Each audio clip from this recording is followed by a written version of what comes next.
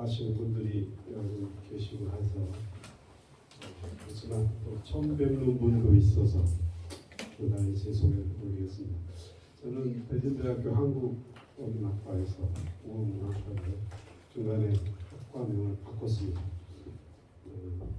92년도부터 강의를 해서 3년 전에 정년 퇴임을 하고 명예 교수로 있습니다. 그동안 포천 문학연구소장도 하고 하면서 포천 관련 논문을 열댓 편 이상 또 단행본을 한 두세 번 낸 거 기억이 듭니다.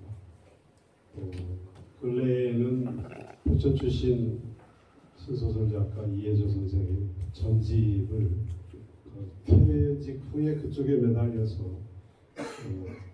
전달 10월 말까지 12권을 완가를 했습니다.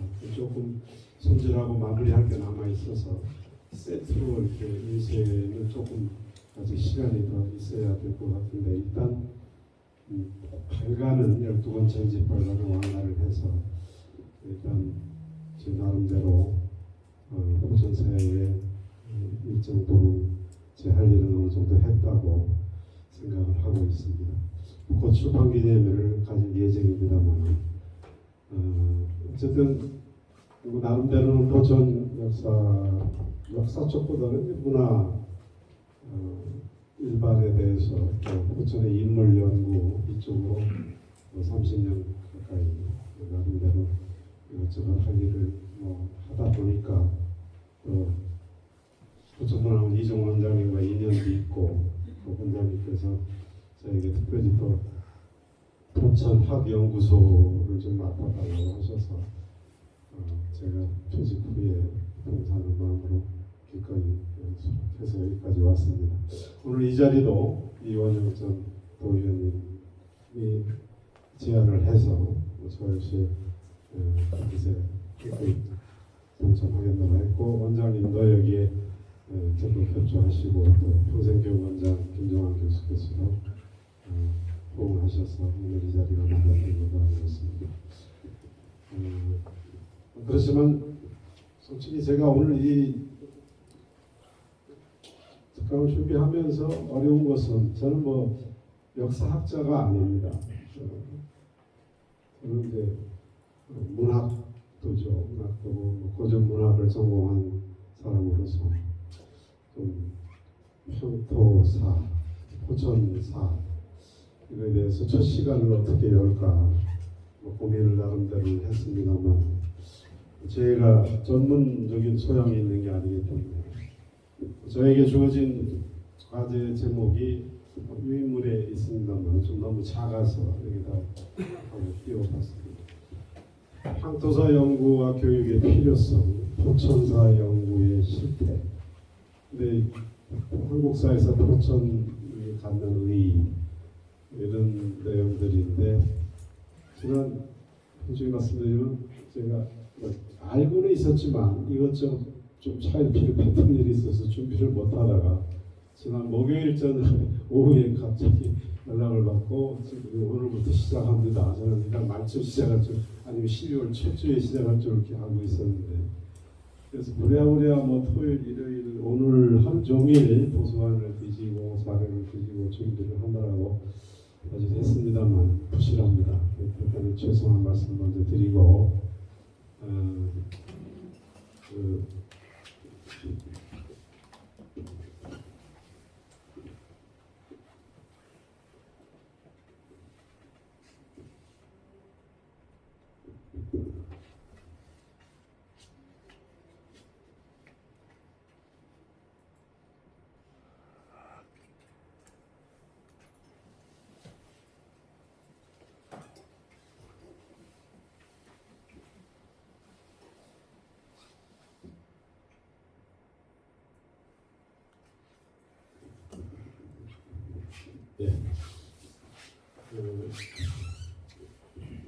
다 아시는 거지만은 포천이라고 하는 곳은 한반도의 중심지에 위치하고 있죠.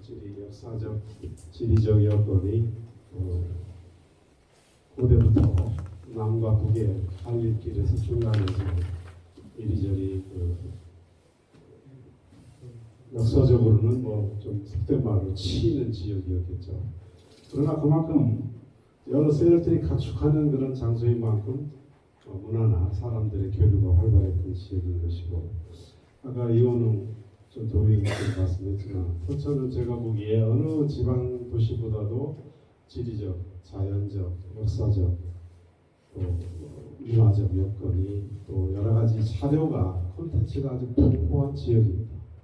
차차 여러 또 강사님께서 말씀이 있겠습니다만 포천만큼 인물이나 역사적인 자료가 풍부한, 그러나 아직도 그것을 제대로 꿰지 못하는 지역이 또 없습니다.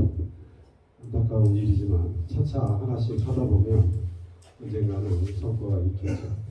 포천의 인물만 해도 지금 그나마 면함 선생에 대한 면함 충무사업회가 근래에 활발하게 활동을 하고 있는 게 반가운 일이고 당연히 해야 되죠. 그렇지만 아직 동록 이해조라는 근현대 소설의 거장이 제대로 주목을 못 받고 포천에서 기념 사업이 제가 회장을 맡고 있지만 이제 결국은 전지 발간하고 이해조 문학관을 세우는 데 앞으로는 총력을 기울일 예정입니다. 무엇보다 포천 시민들의 자발적인 협조와 참여가 요구되는 부분인데, 아무튼 백년 시장께서도 인문도시를 표방하고 또 청성공원 쪽에 포천역사박물관 가칭입니다만 맞는지 모르겠습니다만 원대하게 큰 부분을 가지고 계획하고 거기 어느 한 부분을 면함기념관 또 이해조문학관 이렇게 배정하면 되지 않겠느냐 하는 말씀을 들었습니다. 저도 찬성했고, 그런 어떤 레머드 박물관이 들어선다면 예산도 많이 들겠습니다만 시간도 많이 소요되고 포천을 기념할 만한 여러 인물들을 포괄하는, 역사와 문화를 포괄하는 그런 종합 문화 광장이 열릴 것으로 기대를 합니다.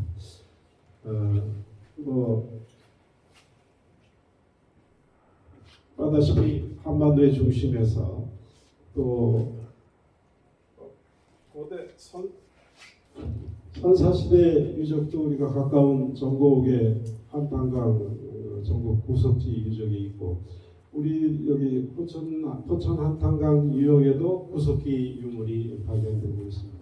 저 안쪽에 영성이라든가 또 이쪽에 신석기 쪽은 여기 자작이라든가 저기 건너편 가산 쪽에 구린돌이 있고 여러 흔적들이 있죠. 그러나 선사시대, 삼국시대, 고려 시대 정도는 와야 포천이 조금 존재가 나오지 않나. 역사적으로 좀 자세히 제 개인적인 생각으로 그렇습니다. 한 가지 예를 들면 성종실록에 조선 성종 때가 1400년대 후반입니다. 여러분들 우리나라 인구가 1000만 명이 된 때가 언제쯤으로 생각이 되십니까? 혹시 아시는 분 있나요? 지금 남북한 인구는 얼마를 얘기합니까? 8천만을 얘기하죠. 남한이 5천, 북한이 3천 가까이 되는 걸로 알고 있습니다. 1000만 명이 된 시기는 1500년대 조선조 중종 때를 얘기합니다. 그럼 성종 때는 중종 전 몇십 년 전, 1400년대 중후반. 그때 포천시 인구가 성종실록에 있는 것입니다. 얼마로 나오냐? 500호 남짓으로 나옵니다. 500호. 호당 좀 단순하게 이 한 가구당 5인 기준으로 하면 옛날에 좀 더 많을 수도 있고 적을 수도 있겠습니다만 1,500명 그렇죠. 아주 영평까지 포함된 건지는 좀 살펴봐야 되겠습니다. 그러니까 불과 드문드문 집이 몇 채 있는 그런 정도였죠. 그리고 주로 이제 조선 시대를 보면은 이 경흥로라에서 서울을 중심으로 이제 큰 길이 서울로 통하는 큰 길이 6개가 있었죠. 그 중에 한 루트가 경흥로죠. 서울과 함경도 함흥을 읽는 서울경자 함흥의 흥자 따서 경흥로의 중간에 있죠.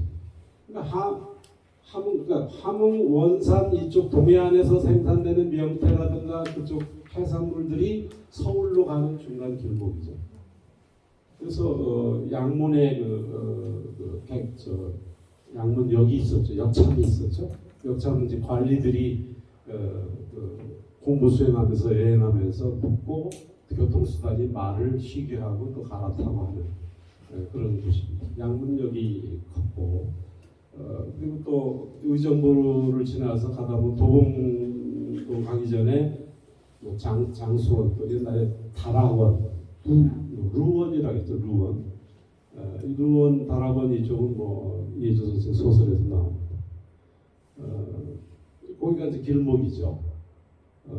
사실 그 태조 이성계가 함흥차사라는 그 유래를 남겼습니다만 태종 아들 이방원과 갈등을 일으키면서 사실 그 연천 쪽은 평야지대잖아요. 갈대숲이 무성했고 의정부는 그 당시에 조선 전기에 말 사육장이었어요. 녹양동 일대가 큰 말 사육장. 그러니까 이 말이 왜 필요한가 하면은 그 전투에 아주 필수적이죠. 뭐 군량 군수품 수송하는 데도 필요하고 뭐 우리가 기마민족의 후예라 해서 뭐 기병대도 물론 있습니다만은 군수품이나 여러 교통수단으로 정보를 알리고 뭐 사건을 동화를 알리고 뭐 파발을 띄우고 하는데 중요한 역할을 하죠. 주로 이제 조선 왕실의 평지 그 전투 군사 훈련을 해야 되는데 군사 훈련의 평지 전투는 연천에서 주로 했어요. 그럼 그때 동원되는 군마가 말들이 이제 의정부에서 동원되는 거죠. 그리고 또 전투가 평지에서만 일어납니까? 아니잖아요. 산에서도 이루어질 수 있는 거고 그 산간 지역에서 산성 주위에서 싸우는 전투 연습은 어디서 했냐? 포천이 주무대였습니다. 해룡산, 왕방산, 저 위에 안에 보장산, 창옥병 뒤쪽에 이쪽 일대가 또 저기 백운산 이쪽이 조선왕조 참고로 세종 임금은 포천에 36번 오셨어요. 그건 이제 강무라 하는데 이제 겉으로는 이제 사냥하는 거죠. 사냥 훈련인데 실제는 군사 훈련입니다. 아다시피 세종은 저기 한경도의 한경도 여진족들을 정비해서 육진하고 대마도 정벌도 하고 이 군비에 아주 철저했던 분입니다. 군사 정책을 아마도 세종이 펼쳤던 그런 철저한 군사 조직이나 이런 것들 노하우를 그대로 후대 왕들이 지켰으면 절대로 임진왜란 아니라 병자호란에서 그렇게 일방적으로 정확당하지는 않았을 겁니다.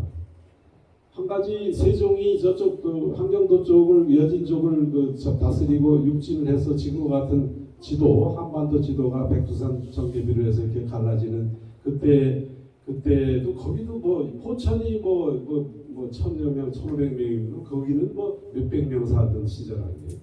그러니까 거의 무인지경이죠. 그러니까 저 만주에서 넘어와서 마음대로 살고 약탈하고 이러는 시절. 그걸 어떻게 극복했느냐? 사람들을 거기에 다 이주시켜 상주시킬 수도 없고 철저한 첩보부대를 운영했다는 거죠. 세종이 철저하게.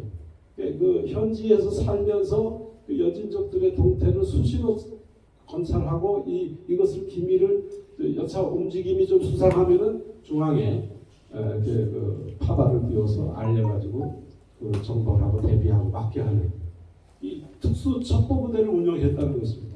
세종이. 근데 그 부대를 언제 없애느냐? 제가 정확하지는 않습니다만 그게 세종으로부터 얼마 뒤에 중종인가 선종가 그쪽 얼음에 그 첩보부대가 없어집니다. 왜냐하면 에너지군이나 특수부대를 운영하려면은 돈이 많이 들잖아요. 그들이 목숨 걸고 그렇게 고생하고 특수 임무를 띄고 활동하려면 잘 먹고 잘 살게 해줘야 되잖아요. 가족들을 잘 돌봐주고 또 월급도 두둑이 주고 그래야지 그들이 제대로 된 첩보 활동을 하고 국가를 위해서 충성하잖아요. 그것이 이제 뭔가 지금도 뭐 그렇죠. 예전에 뭐 신기도 사건, 그 대방동 유한양양 앞에서 신기도 특수부대 대북 공작 사업을 활동을 하는 특수부대 요원들이 한번 난리를 일으킨 적이 있잖아요. 아무튼 이거 일단을 봤습니다만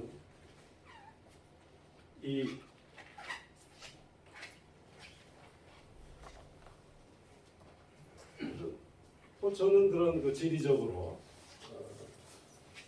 한반도의 중앙에서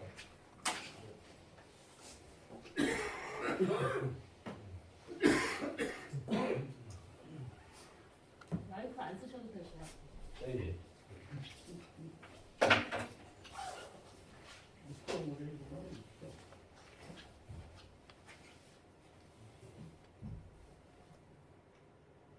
그런 또 뭐 고대의 구석기나 신석기 유물들이 곳곳에 있고 뭐 오래전부터 사람이 살았던 흔적들은 다양하게 있습니다. 그런 것들 앞으로 공부하시면서 나올 언급이 있을 거라고 생각이 됩니다. 뭐 알다시피 삼국 시대에는 뭐 고구려가 또 백제가 신라가 서로 다투어서 각축하던 것이고 고려 삼국이 끝나고 후삼국 시대에는 뭐 궁예 태범국이 철원의 주된 활동 부대였고 철원의 산정호수 주변에 명성산 주변도 궁예의 전설이 많이 퍼져 있고 실제로 학생들이 이끌고 과거에 조사하고 답사하고 했던 기억이 납니다. 하여튼 뭐 남과 북의 그런 한반도의 중심에 있으면서 역사적으로 여러 세력들의 각축장이었던 것은 뭐 한마디로 요약할 수 있는 그런 것입니다. 오늘 첫 시간이고 제가 역사학자가 아니기 때문에 한국 향토사 연구 전국 협의회라고 하는 단체가 90년대 후반에 말에 결성이 돼서 주로 문화원 지방 향토사 연구소 중심의 그런 연결된 조직입니다. 여기에서 나온 첫 번째 논총이 논총에 실린 김태규 선생님이 지금 작고하셨습니다. 민속학자죠. 향토사란 무엇인가? 향토사의 일반 개념이라든가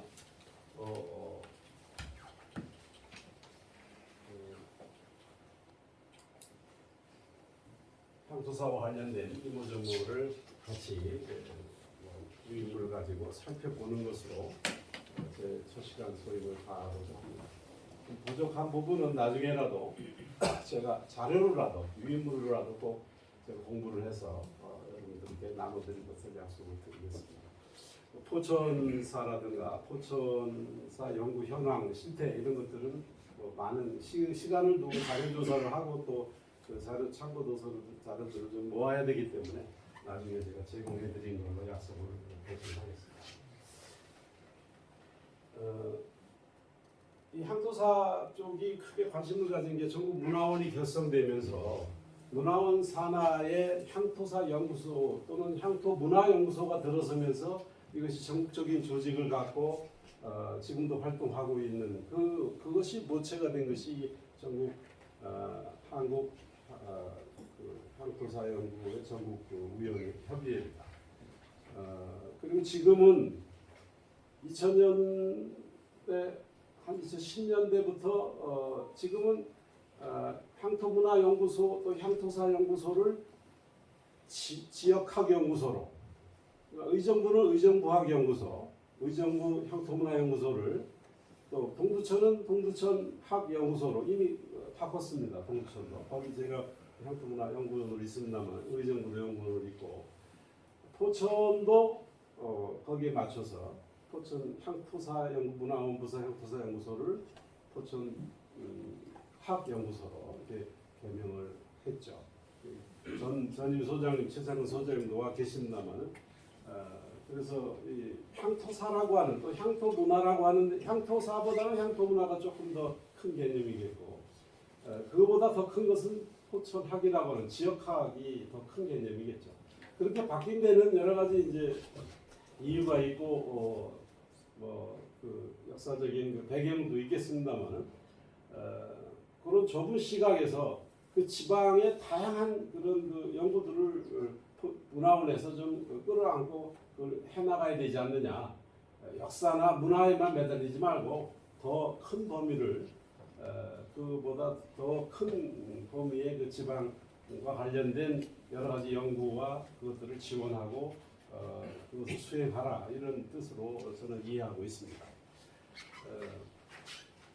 지금 이들은 1998년에 나온 그림다마는 이 당시에 이제 향토사 연구소가 전국에 이제 들어서고 할 때 거기에 맞춰서 나온 것입니다.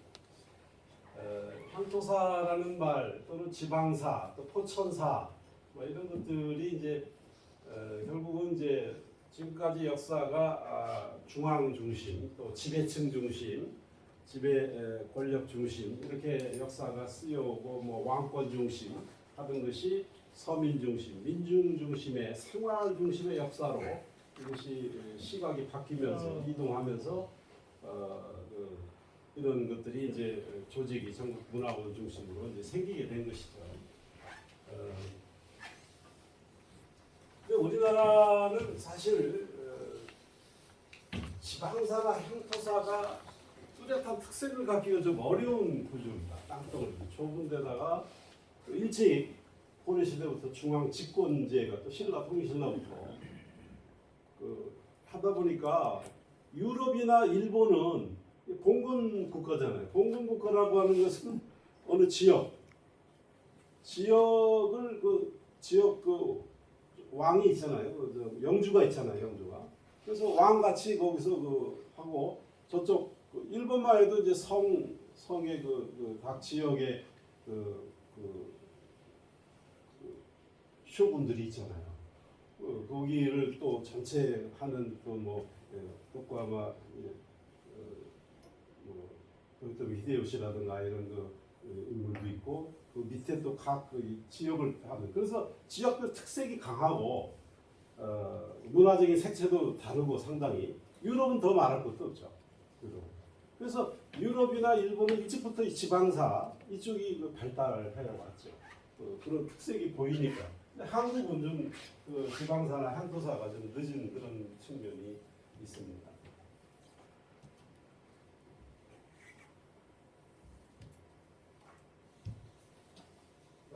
아무튼 향토사는 있는 내용들을 보면서 조상 대대로 살아온 자기 고향의 역사에 대한 애양심이 일단은 바탕이 되는.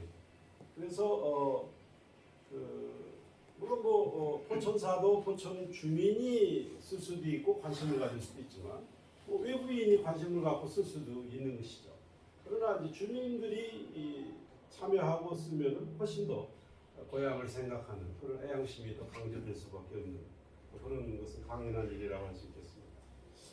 또 연구 담당자가 그 지방 사람이냐 아니냐. 근데 그 지방 사람이 아니면 할 수 없는 지명 유래나 전설, 또 민요 이런 것들에 대한 수집, 체력 이런 조사 이런 것은 그 지역 주민들이 하는 것이 더 좋은 자료를 발굴할 수 있는 그런 이점이 있습니다. 저도 2000년도에 포천에 소라집을 전임 총장인 이근혁 총장 같이 공동으로 편에서 책이 거의 남아있지 않네요. 저도 한두 권밖에 안 남아있는데 그리고 역시 문화원에서 했던 작업입니다. 전에 전임 최정규 원장님께서 지원을 해주셔서 했던 일인데 또 지역별로 군, 면, 동 옛날에는 한국도 여러 가지 군, 현 이런 주 이런 행정 단위들이 있었기 때문에 그런 것들이 이제 포천사 할 수도 있지만은 포천사도 사실은 영평현 역사와 포천현 역사가 갈라질 수도 있는 거죠. 아무튼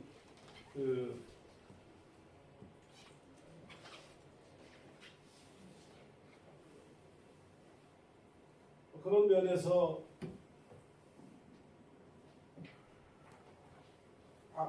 포천 사람이 됐든 외부인이 됐든 뭐 포천의 역사에 관심을 가지고 어쨌든 포천사를 쓰거나 거기에 이해를 돕고자 하면은 결국은 뭐 기본이 되는 것은 포천에 대한 사랑이죠. 그것이 밑바탕이 안 되면은 뭐 할 수 없는 일입니다. 문제는 이제 그러다 보면은 너무 지나치게 자기 것을 세우고 남의 그 주변 거를 깎아내리는 이런 일은 사실은 상당히 조심해야 됩니다. 어디까지나 객관적인 입장에서 비교해서 우수한 것은 내세우고 이런 것들이 조절이 필요하겠죠.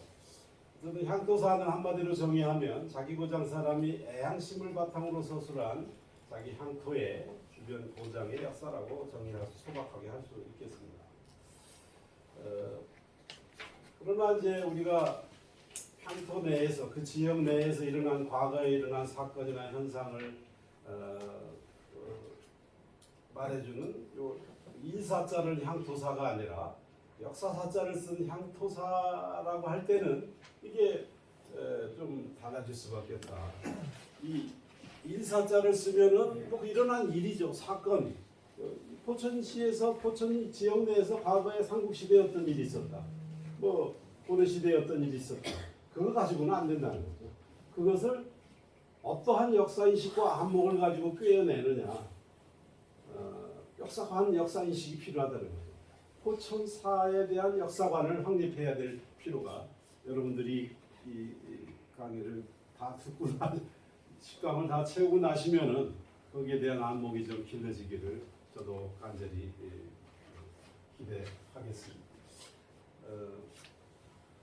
역시 역사라는 게 과거 사실의 기록이라는 것은 부인할 수 없죠. 그렇지만 실제로 과거에 발생했던 사건의 이라는 게 뭐 자서전도 있을 수 있고 비망록 일기 이런 어떤 포천 지역 주민이 기록해 놓은 것도 있고 또는 구전이나 기술 지금 포천문화원에서 구술사를 1, 2, 3, 4 4권을 냈습니다.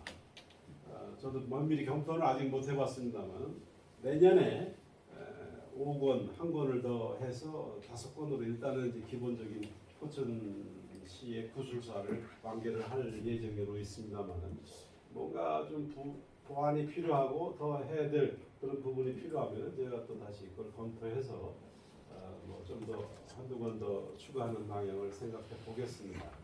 어쨌든 뭐 그런 이 구술사가 있다. 정식 명칭이 혹시 기억나십니까? 네. 책의 구술사. 예, 저기 근현대사 현대사 구술사입니다. 예, 예. 네. 포천시 근현대사 구술사.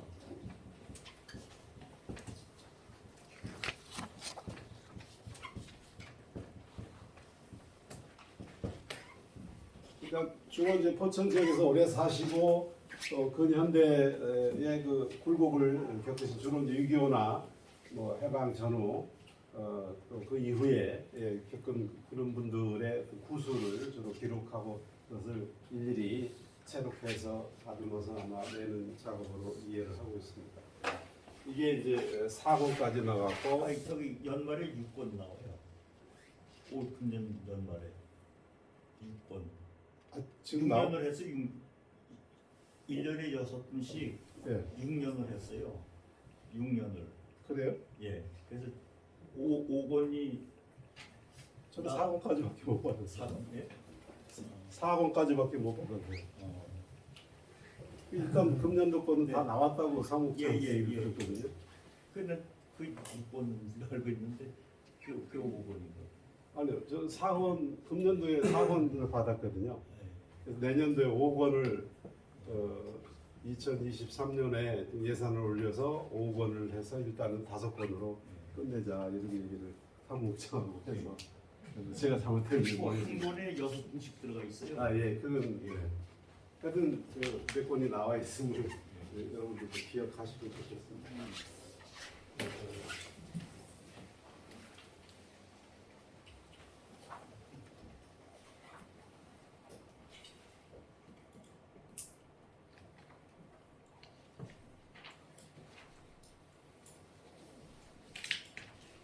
세 번째 경우에는 그러니까 관련 어떤 서적이나 어떤 사물, 유물이 남아 있는 경우도 있을 수 있죠. 근데 어떤 이런 문헌이나 실물, 유물 그 자체가 역사는 아니죠. 아시다시피 그런 것들은 역사적 사실일 뿐이죠. 유물일 뿐입니다. 그걸 어떻게 해석하고 우리가 어떻게 활용하고 하느냐, 어떤 역사적인 안목을 가지고 그것을 현대 우리의 생활 속에 그걸 활용하고 하느냐가, 살아있는 자료를 활용하느냐가 그 가치를 결정하겠죠. 그래서 아까도 처음에도 서두에도 말씀드렸지만 포천에는 많은 역사적 유물과 또 역사적 인물과 이런 자료들이 풍부합니다. 또 자연적으로 또 뭐 이런 그 영평 팔경도 있죠, 한담 팔경도 있죠, 한내천, 영평천, 한탄강, 뭐 이런 강과 산에 이런 자연 지형들이 잘 어우러져 있습니다. 문제는 이제 앞으로 서서히 그런 것들을 꿰어서 어떻게 자원으로, 문화 자원으로, 관광 자원으로 활용하고, 또 그것뿐만 아니라 포천 시민들의 어떤 삶의 만족도를 높이는 게 중요하죠. 저는 그게 이 인문도시도 뭐 어떻게 지금 방향 잡는지 잘 모르겠습니다만은, 지역 주민의 삶의 만족도라고 하는 것은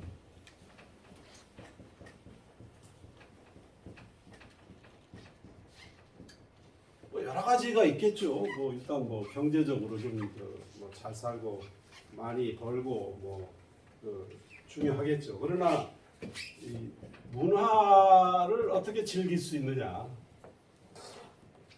이것이 삶의 척도에 아주 중요하다고 저는 생각합니다. 제가 한 10여 년 전에 경기문화원에서 그런 제안을 받고 참 좋은 제안이다 해서 같이 참여했던 적이 있는데 실현은 안 되고 있습니다. 뭐냐 하면은 여러분들 어떤 건축물이나 뭐 지을 때 심사 받잖아요. 그럴 때 어떤 심사 받죠? 경관? 예, 허가 받을 때 뭐 경관 심사도 받아야 되고 도시계획 뭐 환경 평가도 받잖아요. 어떤 경우에는 큰 저거는 뭐 지하철이나 뭐 이런 뭐 환경 평가도 받아야 되고. 그런데 그때 그 경기문화원 제안이 그런 걸 할 때 문화에 대한 평가, 이 시설물이 들어섬으로써 이 지역에 어떤 문화를 기여할 수 있느냐, 이거를 지표로 만들어서 평가해서 그 하나의 그 허가하는데 한 참고 자료로 쓰자. 지표 개발하는데 제가 참여했던 기억이 납니다. 그건 뭐 좀 다른 얘기가 되겠습니다만, 어쨌든 여러 가지 요인이 있지만 이 문화에 대한 만족도, 문화를 즐길 수 있는 이것이 지역 주민들의 삶의 행복 지수를 높이는데 아주 중요한 역할을 한다. 그러려면은 포천에서 문화적인 것을 높이려면은 아노라트홀, 뭐 포천문화재단, 포천 시청의 문화예술체육과, 포천문화원 많이 노력을 해야 되지만, 중요한 것은 포천에 있는 문화자원, 역사자원 이런 것들을 잘 활용해서 시민들이 즐기고 거기서 배우고 학생들이나 시민들이 거기서 행복을 느낄 수 있는 그런 장을 마련해 줘야죠, 시에서. 그것이 뭐 포천 어떤 인문도시 지향의 한 부분에 이것이 들어간다고 봅니다. 문화도시든 인문도시든 사실 말이 거기서 거기서 큰 차이는 없죠. 인문이라고 하는 것은 사실 알다시피 이 사람 인자의 그런 문자인데, 이 문은 사실은 이 문이 문자잖아요. 문이 사람의 문이죠. 사람의 문이라고 하는 것은 사람의 삶의 자체잖아요. 그러니까 뭐 인문이나 문화나 말이 거기서 거기지 사실은 뭐 매우 비슷하다고. 정치인들이 혹은 뭐 차별성을 위해서 그렇게 한 것 같은데 아무튼 어떤 그런 것들을 있는 것만 자료는 풍부합니다. 포천은. 근데 그걸 어떻게 꿰느냐 아직은 잘 못 꿰고 있다. 제대로 활용을 못 하고 있다 생각이 강하죠. 실제로 그렇고요. 과거의 사료들을 어떤 안목으로 포천사, 포천향토사, 포천지역사에 대한 안목을 가지고 그러니까 정치인이 시장이나 이쪽 행정을 집행하는 쪽에서 그런 안목을 가져야 돼. 그리고 주변에서 그것을 어떤 제대로 그런 포천에 대한 안목을 가진 사람들이 자꾸 조언을 해야 됩니다. 도의원이든 시의원이든 뭐 국회의원이든 뭐 시장이든 그걸 해서 어떤 비전을 가지고 지금 뭐 포천 지역문화 얼마 전에 뭐 중장기 계획을 세운다 지역문화 발전에 대해서 외부 용역을 맡기는데 거기 원장님하고 같이 참여를 해서 한 말씀 했습니다만 모르겠어요. 어떤 그런 발전안이 나올지 그게 이제 안을 세우는 게 중요한 게 아니라 실행이 중요한 건 아니겠어요. 그 실행이 되도록 시민들이 감시하고 독려하고 또 때로는 그 칭찬하고 뭐 이런 것들이 필요하리라고 봅니다.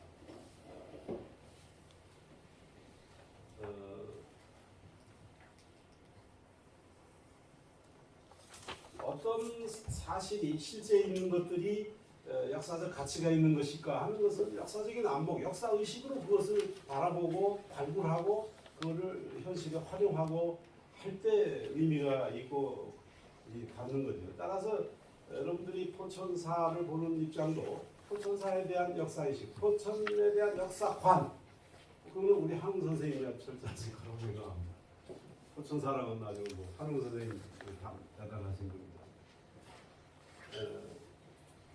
그것이 이제 그걸로 여러분들이 포천사를 바라보는 안목을 여러분들 나름대로 길러서 그것을 앞으로 어떻게 하나하나의 실제 사실에 적용해서 그것을 파악하고 분석하고 해석해내느냐 하는 것들이 중요하리라고 봅니다. 한국사의 주인공이 한국인이라면 향토사의 주체는 향토 지역민입니다. 여러분들이라고 볼 수 있는 거죠. 자기 고장에 고유한 것을 인식하는 것이 향토사 이해의 시작이라고 할 수 있습니다. 포천 다른 지역에서 못 갖는 포천만의 고유한 게 뭔가 이것을 좀 앞으로 생각하시면서 이 강의를 들으면서도 끊임없이 그걸 질문을 가슴에 품고 앞으로 이 시간을 임해 주시면 좋겠다 하는 생각을 합니다.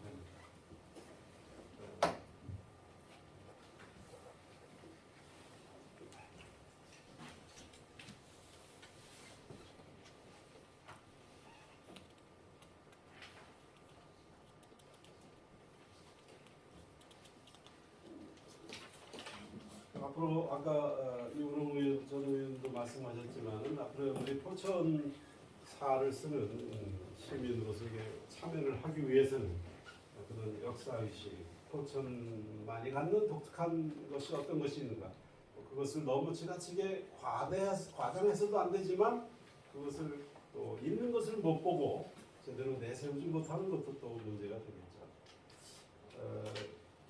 현재 향토사 연구 단계가 뭐 다른 데 없는 그것을 내세우는 이거 포천에 이런 게 있어 일단 중요하죠.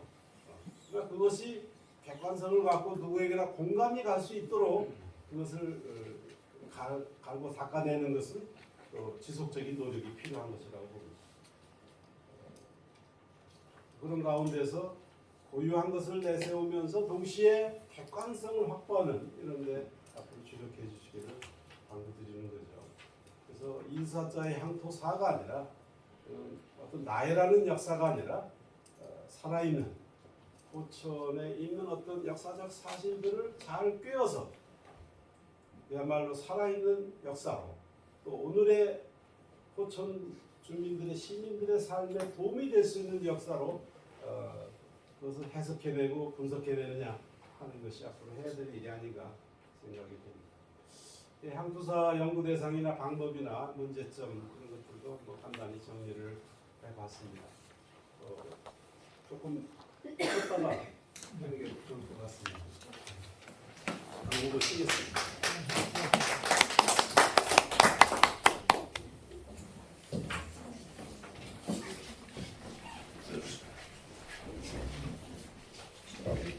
커피가 있어갖고 커피